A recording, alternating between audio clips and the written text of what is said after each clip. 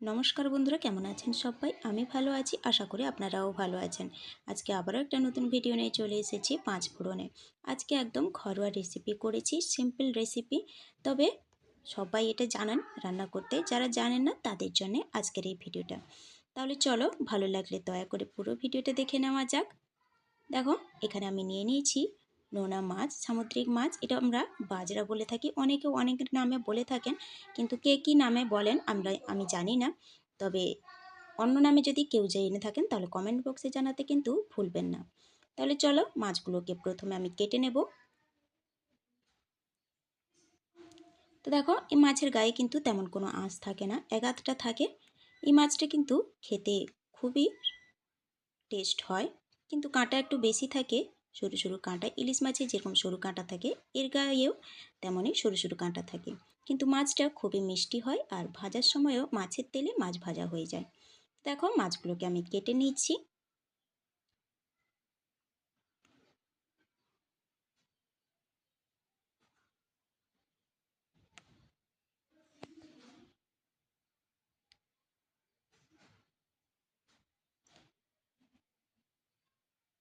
এখনও এই পর্যায়ে এসে যারা আমার চ্যানেলটিকে লাইক দিতে ভুলে গেছেন, অনুরোধ করব আমার চ্যানেলটিতে লাইক দিয়ে দেওয়ার।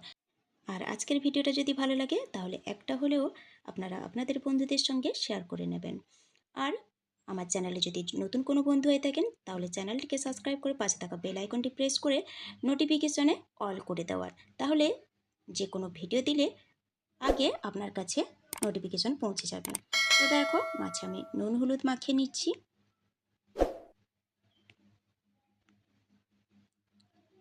খুব সিম্পল রান্না এটা, খেতে কিন্তু খুবই ভালো লাগে। সামুদ্রিক মাছ এইভাবে যদি লেবু দিয়ে টক করা যায় তাহলে খেতে কিন্তু বন্ধুরা ভালো লাগে। অনেকেই জানেন, আবার অনেকেরই অজানা আছে। তো দেখো, মাছটাকে নুন হলুদ মাখিয়ে নিয়ে কড়াইতে তেল দিয়ে দিয়েছি। কড়াইতে তেল দিয়ে আমি মাছগুলোকে দিয়ে নিয়েছি। এবারে মাছগুলোকে আমি উল্টে পাল্টে ভালো করে একটু ভেজে নেব।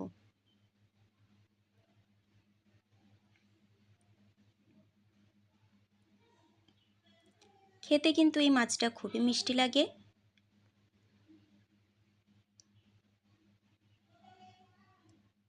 যে কোনো মাছ দিয়ে, এটা নোনা মাছ দিয়ে করতে পারেন, কিন্তু হ্যাঁ, চেষ্টা করবেন নোনা মাছ নেওয়ার, কারণ লেবু টকে নোনা মাছটাই ভালো লাগে।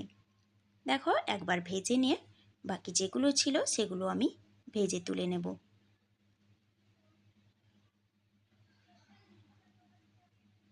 বন্ধুরা, আপনাদের এই ছোট্ট একটা লাইক আর কমেন্ট কিন্তু আমাকে ইন্সপায়ার করে পরবর্তী ভিডিও দেওয়ার জন্য।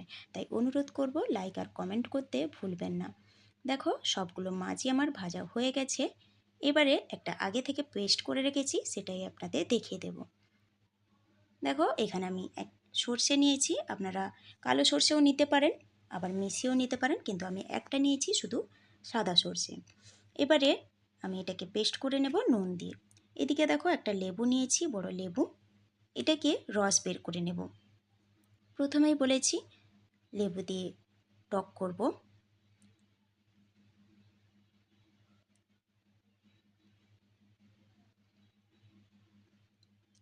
রসটা বের করে রেখে দিলাম। এবারে কড়াইতে তেল যেটুকুনি আছে সেইটুকুনিতে আমার হয়ে যাবে। তেলটাকে গরম করে নিয়ে আমি এখানে ফোড়নে দিয়ে দিলাম কালো জিরে, হাফ চামচের মতো।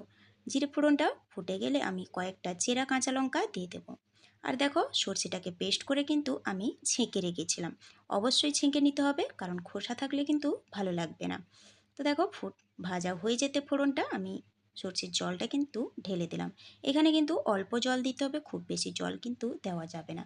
লেবু টকে কিন্তু অল্প জলই দিতে হয়। তো দেখো, জল দেওয়ার পরে আমি লবণ আর অল্প একটু হলুদ দিয়ে দিলাম।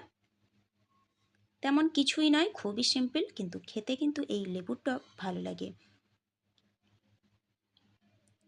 দেখো, ফুটে উঠেছে। এবারে আমি এখানে অ্যাড করে দেব ভেজে রাখা মাছ। মাছটা একটু সেদ্ধ করে নেব। 3 মিনিট হাই ফ্লেমে ফুটিয়ে নেব। 3 মিনিটের পর দেখো, আমি যে লেবুর রসটা বের করে রেখেছিলাম সেটাই আমি অ্যাড করে দিলাম। এবারে যে যেরকম টক পছন্দ করেন সেরকমই দেবেন। তো দেখো তারপরে লেবুর টক দেওয়ার পরে আমি আবারও 2 মিনিট ফুটিয়ে নিয়ে আমি কয়েকটা ওপর থেকে কাঁচা লঙ্কা আর অল্প একটু সর্ষের তেল ছড়িয়ে দিলাম। তরকারি কিন্তু একদম রেডি। আমি এবারে অফ করে দেবো গ্যাসের আঁচটাকে।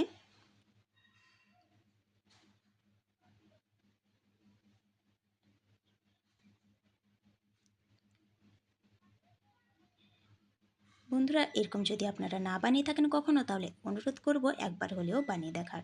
আর বানানোর পরে কেমন লাগলো আপনাদের খেতে সেটা কিন্তু কমেন্ট বক্সে জানাতে কিন্তু ভুলবেন না। রেডি হয়ে গেছে, সার্ভ করে দেখাচ্ছি, দেখো কতটা সুন্দর লাগছে, খেতেও বন্ধুরা দুর্দান্ত হয়। তো কেমন লাগলো আজকের এই ভিডিওটা অবশ্যই কমেন্ট করে জানাবেন। ভালো লাগলে কিন্তু লাইক শেয়ার করে দেবেন।